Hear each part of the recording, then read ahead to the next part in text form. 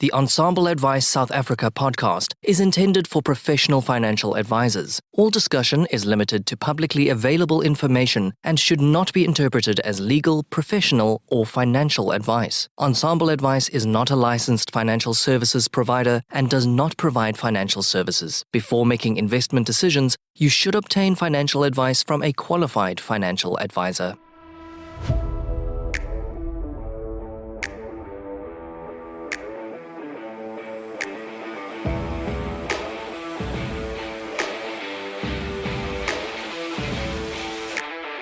Hi, I'm Louis van der Merwe, Certified Financial Planner.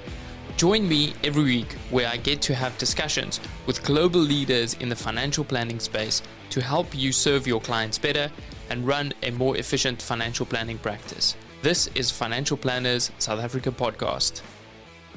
Portfolio Metrics is thrilled to bring you this podcast in support of our common passion for people and the evolution of wealth management. Our global business links precision investment management to expert financial advice through partnerships and technology. Portfolio Metrics is an authorized financial services provider.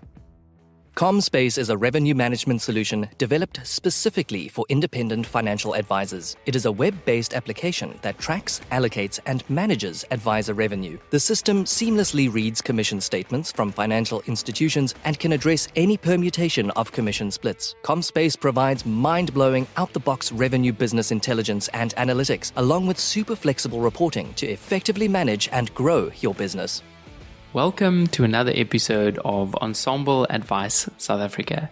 I'm very excited to have with me today in the studio Susan Bradley. Susan is the founder of the Sudden Money Institute, someone that I've looked up throughout my studies with the Transitionist Institute, and it's just wonderful to have you here today. Thank you so much, Susan. Thank you, Louis. It's lovely to spend some time with you. I'm looking forward to our conversation.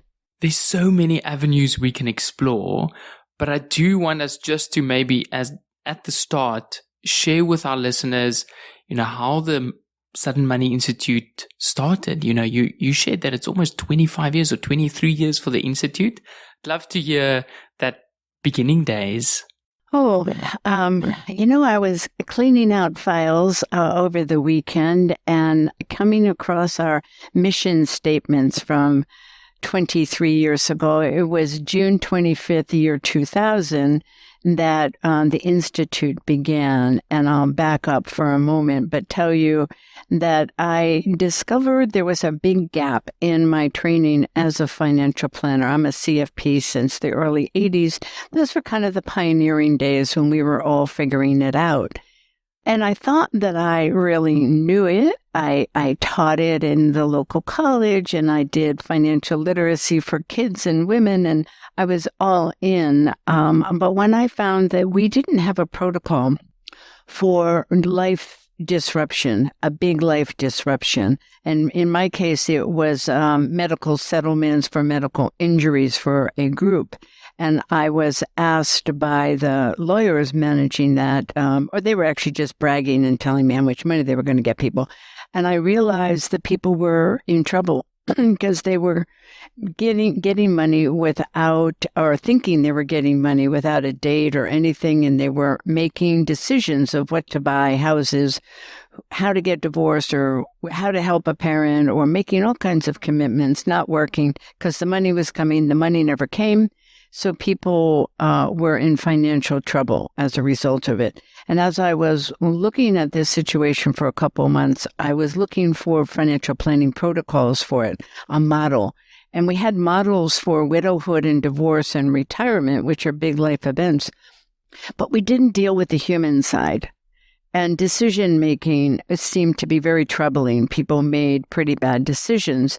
And the attitude was, I gave them good advice. They didn't take it. They crashed and burned. Oh, too bad for them. And that wasn't okay. I heard that quite a bit. So I started to write the Sudden Money book because I really needed to know. I needed a model. And I was doing some media and writing at the time. I'm not a particularly good writer, but I just needed to know this.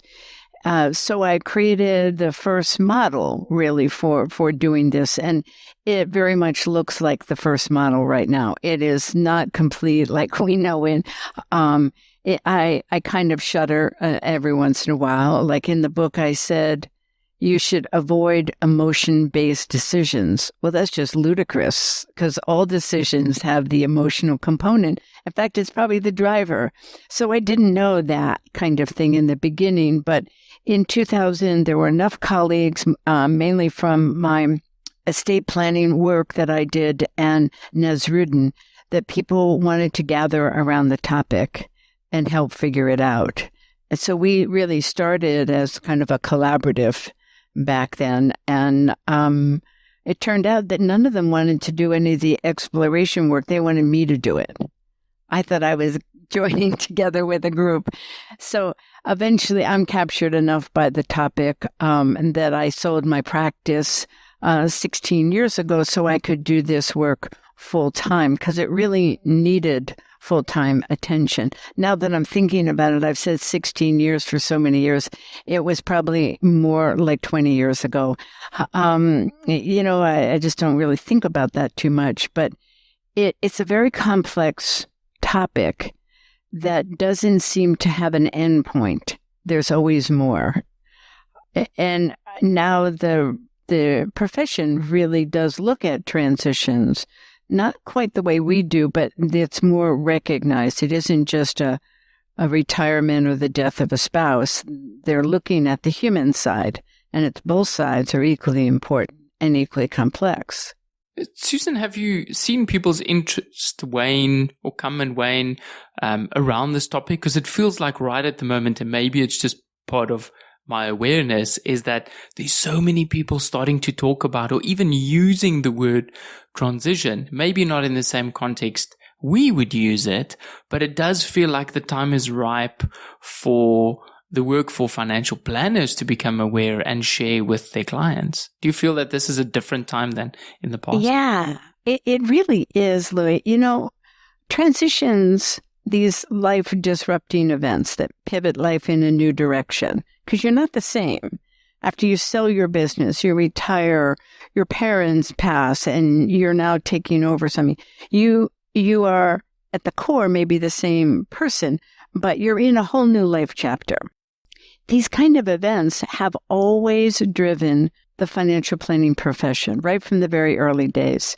People want to hire someone to help them prepare for the events that they assume will happen in their life and the things that might just happen. They sense that these things are part of the life timeline. And then people also hire once the event happens because they realize it isn't just retirement or just the selling of a business. There's a lot going on. So they need someone to help them put everything back together. And then they also, the next time that someone would hire, if you didn't do it right in the beginning in anticipation, you hire an advisor to help you adjust to all that just changed. And the timeline for transitions is really long. So it's always driven our profession, but we never recognize it. It's like the forest through the trees. It was so close to us, the human side, that we, for some reason, as a profession, chose to look at the technical side, the nuts and bolts, the facts, the things that we were trained in. I think the pandemic changed everything. Well, actually, there's two things. The pandemic and also the demographics. The aging of the baby boomers in America makes a really big difference. But then the pandemic that we felt around the world has changed how we think about disruption and adjustment afterwards, or the transition after such a big disruption. What is it about the next generation that makes them want to talk a bit more about purpose and meaning? Because it feels to me as if a lot of the conversation now are now leading into that. And when someone says to me, I just want a soundboard or just want someone to help me think this through, I smile because that's the part that, like, yes, okay, this is where we can actually add value. All the other things are just, the nuts and the bolts, as you often say, that yes, we should do, but this is the piece that we can actually really add value. Yeah, the why part of it. I think it's the maturing of our cultures. As I said, the baby boomers, which would be on the higher end of the age spectrum, are going through the events, the younger generations are looking around and seeing a world that's very different than the baby boomers grew up in. And the idea of having purpose and life plan and choices where the world is no longer so linear. You go to college, you get a degree, you get a job with a degree, your house, the kids, and like that. There's choice and there's movement. I know financial planners that are digital nomads. And they do very good work. They live wherever they want. They work in all kinds of time zones, and they're spectacular. That never happened that I know of before. And it isn't just one person. There are several that I personally could name, and that's unusual. So we're moving into a very fluid kind of world with more uncertainty and more choice. And in some ways, more threats to our well-being than we had before. A pandemic is definitely a threat to well-being, whether you had the COVID experience yourself or you were surrounded by people having it. It changed. It changed everything. And it lets us know we live in a very connected world. So good things and bad things can swirl around and touch all of us. And we all have some voice. Now, you didn't have voice before you had social media. Susan, it feels like you are trying to predict the future and where things are heading, and you've successfully done that, now more than 2 decades. Is that something that comes easy for you to determine, to say, these are the skills we need to work on to still be relevant? Or is that cultivated? Where does that come from? I don't know. In the beginning, the Sun Money book, I had a couple of tools, the decision-free zone tool, reality checks, things like that. I really didn't know much about it. I'm a scout. I'm not a pioneer. A scout goes out into unknown territory and figures it out and brings back information to the pioneers. The pioneers are the ones who build things. So I guess I was born to be that. I am deeply curious of the human condition. Transitions, the human condition gets amplified. So I have apparently undying interest. You'd think I'd be bored by now. Because I do. Yet. No, I do tend to like shiny new objects, but it's all within the same context. So I think that what's happened, well, I know what happened. We had this community of at first the Sun Money Institute, and now we call it the Financial Transitionist Institute. We have equally curious, dedicated financial planners from around the world. And we look at the human dynamics of change. We talk about it. And as we talk about it in the various ways we get together, we see challenges differently. And then we start to try and address the challenges with the tools we have. And if that doesn't work, we figure out a new tool. It's called FIO, figure it out. And I seem to live in that space. But it has to be practical. It can't be so steeped in psychology or neurology or physiology or even the adaptive change models that are out there in the business of change management. It has to be centric to financial planning, has to be practical, has to be able to fit into the flow. Well, you know this because you are one, that it isn't just hypothetical. You bring it into real life because it's for planners by planners. And that's so true. I mean, Susan, you've created this platform where advisors can come together and share their stories from their clients, but also work with the tools you've created. For people that are maybe not familiar with what the training entails, can you share with us how many certified financial transitionists are out there and what does it take to become one? We're still under 300. We're probably closer to 200 than 300.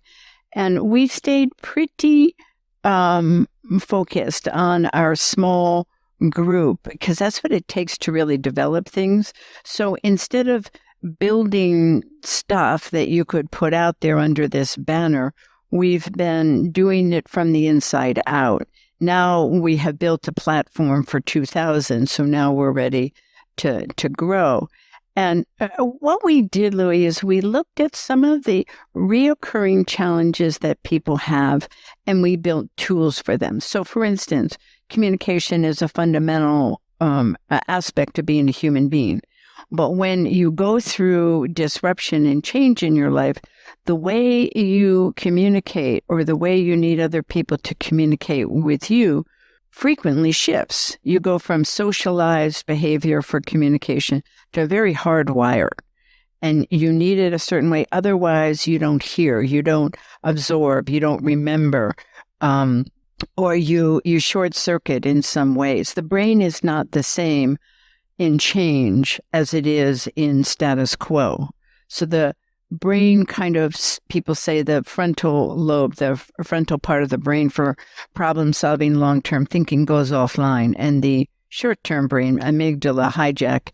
So communication is a really big issue. So we had to figure out how to reset the communication between an advisor and a client and keep it fluid, because it might not be the same next year as it is now. So one of the first tools that planners learn when they come to our training is what we call communication preference. So people can say, this is what I need to be productive and comfortable and follow through. When you work with me as my certified financial transitionist, please remember my tendency to and my need for. I wish someone had taught me that when I started over 40 years ago. That is fundamental to good financial planning, but it's essential in transitions. We realized that people were having trouble with all of the possibilities, all the noise, all the things in their head. There's just like this confusion that goes on when you're trying to put your life back together. So we use the decision-free zone, where we talk about all of that, and then we help people sort and prioritize by what is urgent, what will hurt you if you don't take care of it right now, and then put everything into a soon or a later category. It, according to the neuropsych people, it changes the way the brain is. It creates what some people call a calm brain. So decision-making, communication, expectations, how to explore possibilities.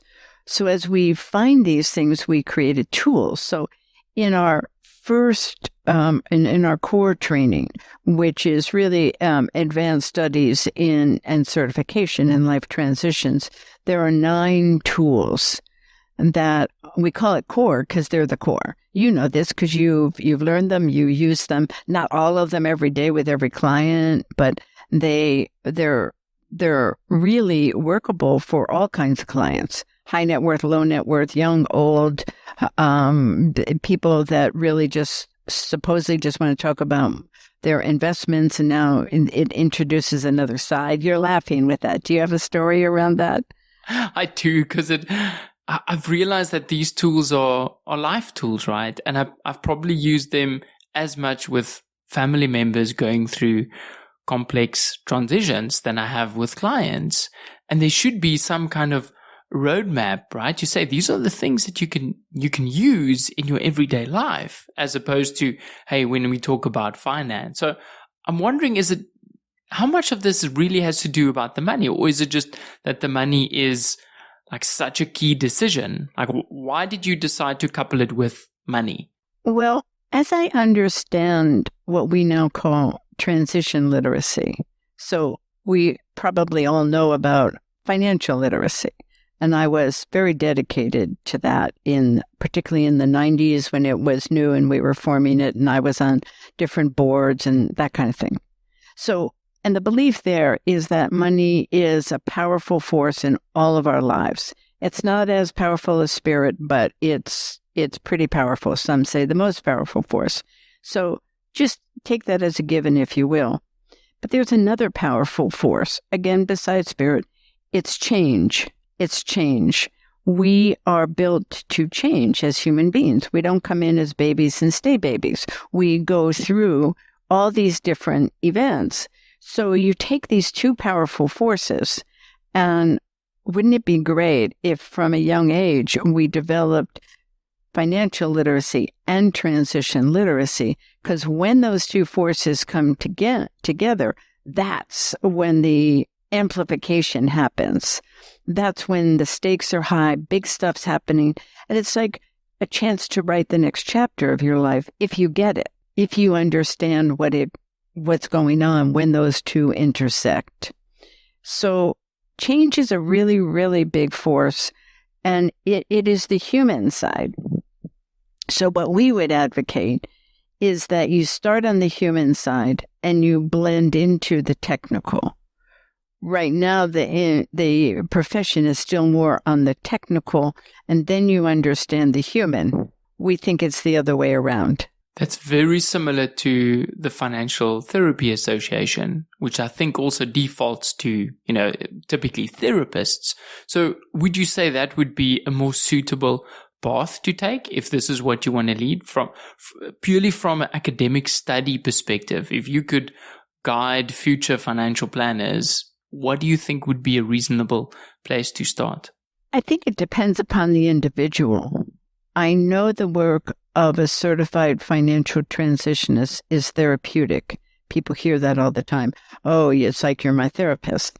It's therapeutic, but it's not therapy. Therapy is a very distinct profession, and it requires a lot from someone who wants to be that continuous application and advancement and all. I have tremendous respect for therapy and financial therapy.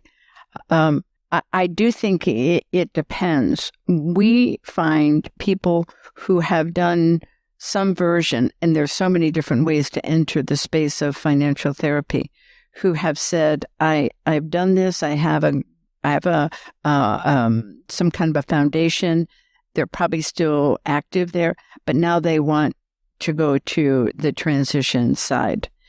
There's still, even within therapy, transitions are the different experience. Remember, transitions are a finite period of time. There's a beginning and ending is usually what happens. And then you're in transit, movement to the new. And that's a big gap that takes years. It takes years. And to be aware of that and lean into that and be able to be present for that, and it's called liminality, is a big deal. Some people will certainly benefit from a therapist and a financial transitionist. Some people would need more one than the other. I think you check it out and you see what really resonates with you. I think for me, the work around a slightly more positive approach around the positive psychology work, and also that fact that we can look to the future as opposed to most therapeutic interventions that tend to work with the past and say, how has this formed where you are, is the piece that really excites me. Is that a piece that you find people struggle with, to have a clear picture of what the future might look like, specifically someone going through transition? Well, I agree with you. My take on therapy, Courtney Pullen has been with us since the second year, so he's kind of like one of my brothers. And by the way, I have 7 brothers, so I don't take on new brothers very, very frequently. But Courtney and Dr. Moira Summers is also on our faculty, and they helped us understand the distinction, kind of what you said. One is for the past, the other is for the future. I don't think it's cut and dry like that, but it's a good base. One of the exciting things that happens around the human dynamics of change in the world, and this happens beyond human beings, it happens in science, it happens in education. When you have a break in the norm and there is no going back, you have nothing but forward. How you want to address that is up to you. And to have a guide that normalizes the awkwardness of separating from the past and moving towards your next chapter is what I think the world has been missing, except for in some ancient cultures where they had a lot of ritual around becoming a man or becoming a woman and that kind of thing. In our culture, we just want people to get back on track and get going. So to be with someone in that pause that anchors in now and then looks at possibilities without locking yourself or dedicating to one next version. I always say, leave yourself room so you can back up and turn around. So you want to taste, you want to experience, you want to say, what if? What's the possibilities here? To rethink, reimagine. I love the word reimagine. And when you give someone the opportunity to reimagine their narrative, their going forward, it creates this open space that for some people can be threatening. But if you have a guide who's telling you it's okay, you don't have to know everything right now, you end up with ideas that may never have surfaced. That's so exciting to watch people move into this other version of life, their next chapter, beyond their expectations before, safely, with courage. But you're there to kind of have the boundaries to keep them safe while they do that. That's like magnificent. It's fantastic to be able to do that. And you get paid to do that. I want to talk a little bit about the protocols that we use as financial transitioners. And you just kind of led into that around, doing this safely and creating a safe space. Can you share with us the protocols and specifically giving the work back? I think that's something as financial planners that, or at least I, fall in the trap. And now with Rudolph in our practice also going through this training, I get to revisit and kind of a refresher of what the protocols are. And yeah, I'd just love to hear it from you. Yeah, as we said, this work has been evolving for over 2 decades. And there's this massive body of work, if you look at our archives. A lot of it, we were doing just the same thing as in transition. We were trying to figure it out. There was just a lot there. And eventually, we figured out that what we are built upon are 3 protocols. The first protocol is to keep a client safe. That's not risk tolerance, although risk tolerance could be there, but it's safe from making choices and decisions that they would live with and in regret for a long time. You want to help people back off from some of these things they think they have to do, should do, help them explore in a way that's safe. You don't want them to be in harm's way during this time. So safe, whatever that means for that client and this CEFT. The second protocol is to go to the balcony. And that's a lovely idea of moving away from the details, the weeds, the facts, and being able to get to a broader view of possibilities. So think of being in a garden and you're there and you know all the pieces and you can work that. But if you go to a high balcony, you can see the whole garden and well beyond and how things fit together. There's a dance floor analogy as well with that. But what we do with that is, as you know, Louis, that you're working with a client and they're getting kind of stalled out. They're getting tight on something. They can't quite work in a way that is meaningful. You can say, it's okay, let's just go to the balcony and take another view. Let's go do this. So we train ourselves to have productive conversations on the balcony. It's not just the view. It's what do you do there and how does that translate to come back to the details? Both are important. The other thing, the last of the 3 protocols is, as you say, give the work back. Because you're not really the expert as a transitionist. You may be in your CFP world, but when you're working with your clients on their human experience, you're their guide, you're their thinking partner. They need to be able to inform you. The problem with that is most of us humans don't know the answers to these big sort of interior questions, so you need structure to help somebody discover and articulate like that communication. Just to say, tell me what I need to know about you, it's too big of a question. You need a process. It can't take too long. It has to be very direct. and you let someone tell you how they're best communicated with. That's giving the work back. I think it's been so helpful around conversations where, as you use it more, you can identify and say, okay, this piece could be really helpful now. Can we talk a little bit post-certification? So now you become a transitionist. What happens then, right? Like, what is your ultimate view around how this work evolves, and, what can people expect post their core studies? Well, it's a great question. And we didn't have a maintenance and advanced and mastery levels in the very beginning. It evolved over time. So when someone spent 12 months going through the program, and on average, they tell me it takes 4 to 6 hours a month, which isn't a terribly long time, but do that 12 times, and that's a significant investment. And you have integrated these tools with your clients. You take an exam, and you maintain a high standard of fiduciary and all of that. But then what is the question? And what we found is that we needed to have a way for people to stay continuously engaged at the level that works for them.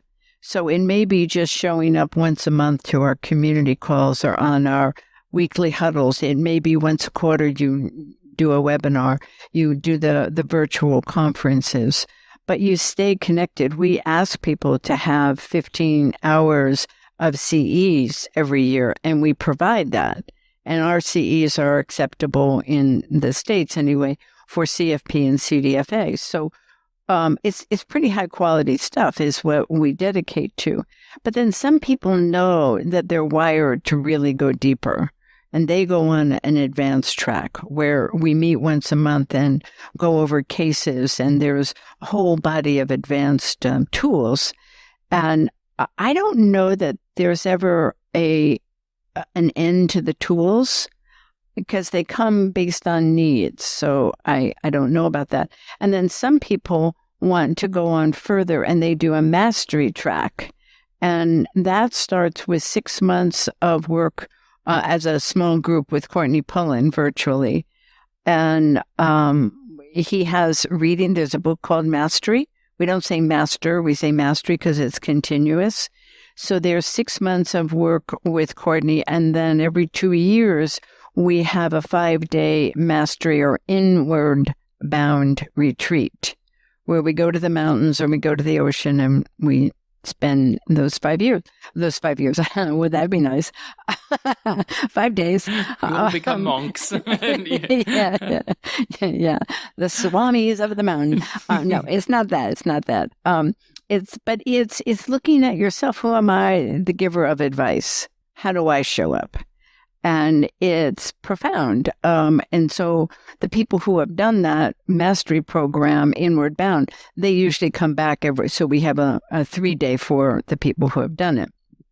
But at the end of the day, whether we call it continuous studies, advanced maintenance, whatever, you are a member of the Institute. So everybody does pay a continuous membership fee so we can be self-sustaining. So we don't have to sell out to other interests. And I know that there'll be new things when my time here is done and the next generation takes over. They'll do it differently than I do it. But as long as there are human beings, we'll be going through transition. As long as there's financial planning, there'll be that combination of money and change. So I don't think we're becoming irrelevant. Many things lose their relevance over 2 decades, particularly in a fast-paced world like we have. I am delighted and surprised that we're becoming more relevant. What are you spending most of your time on now? Like, what are those topics that interest you within the transitions space? Well, really defining transition literacy has come up for me. The 2 things in the last 12 months have been that and this idea of having a structured conversation model that's infinitely flexible. So we draw a square, and we put 4 quadrants inside the square. And so we divide what would be usually a pretty important, maybe difficult conversation with the client into 4 topics. So it could be what is changing, what needs to be protected, what are the decisions you're thinking about, and what are consequences or what are the next step priorities. That's a basic one. And it's a really big conversation and it's important, but to structure it one section at a time, at the end you get a fairly complete picture of what's happening and what needs to happen. And the fact that it is a visual is important because that changes the way the brain works and helps people remember it. Using a visual can increase recall by hundreds of times. Having that and then applying it in all kinds of areas has been fascinating. That just started in September.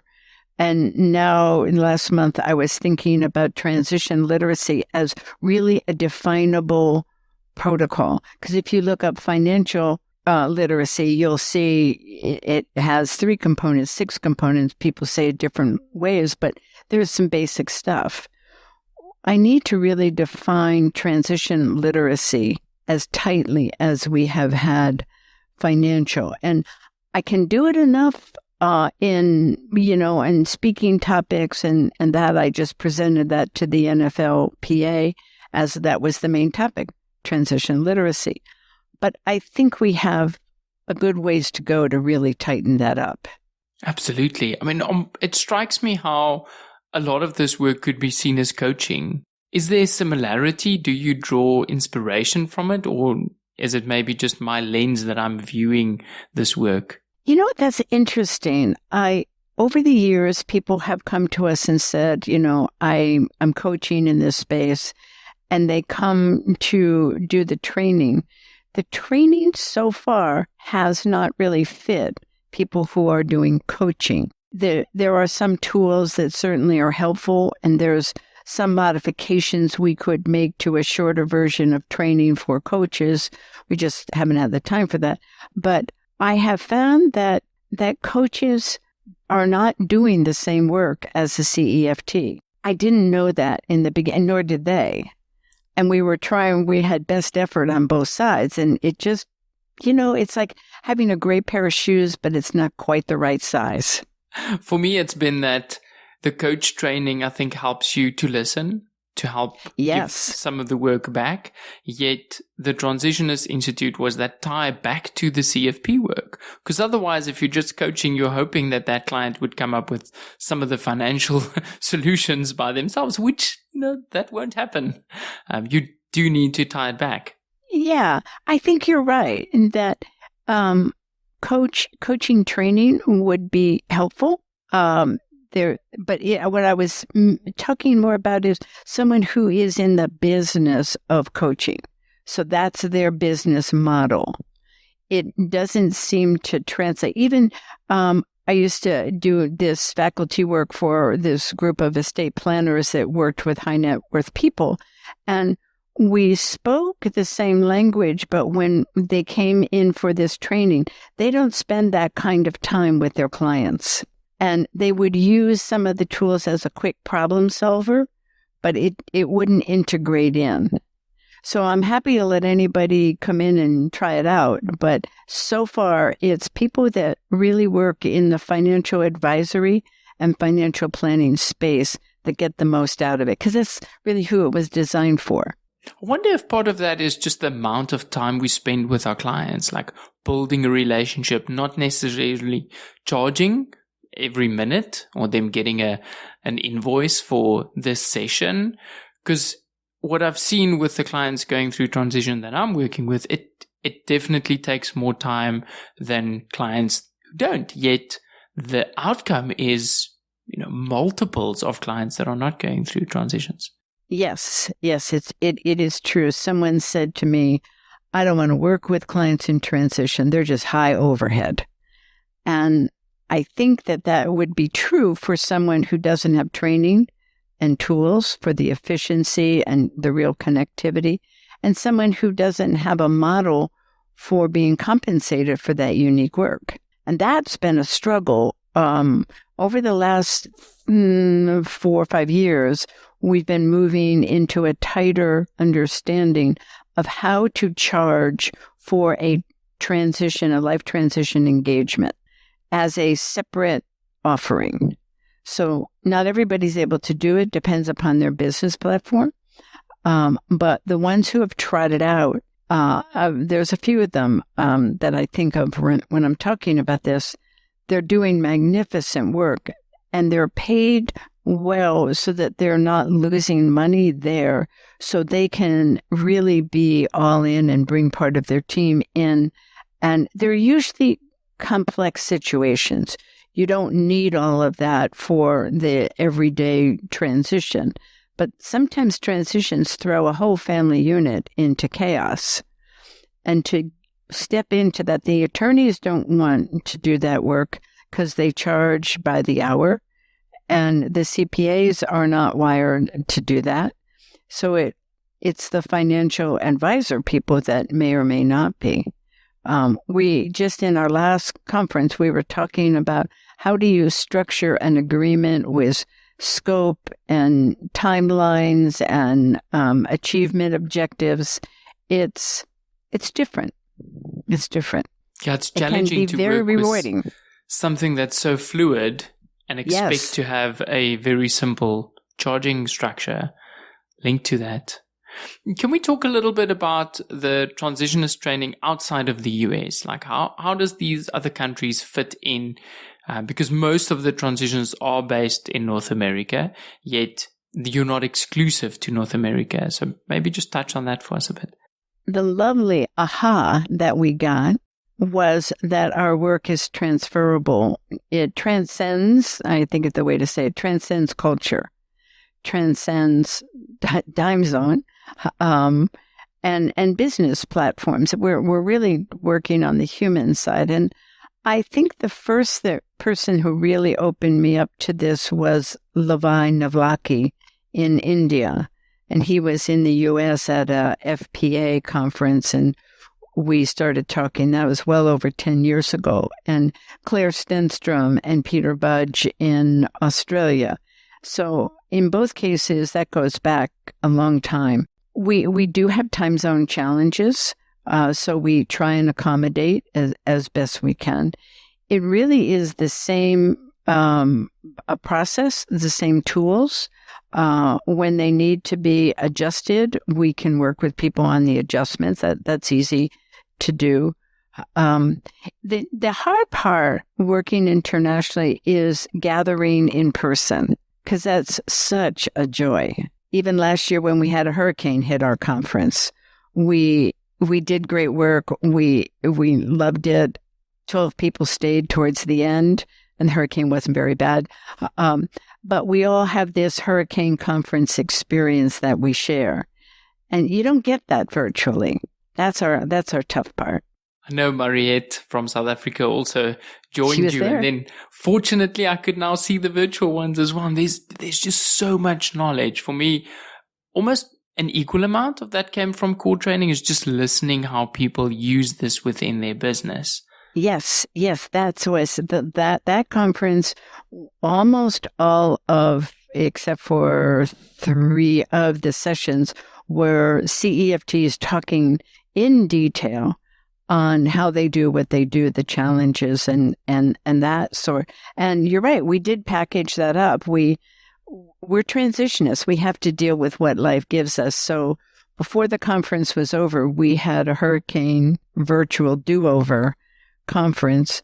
We recorded 15 hours, and now it's available. You don't have to be a member of the Institute. If you want to check out what we do, that's probably the best way to see it. And you have it, you own it, you have time to watch it and that kind of thing.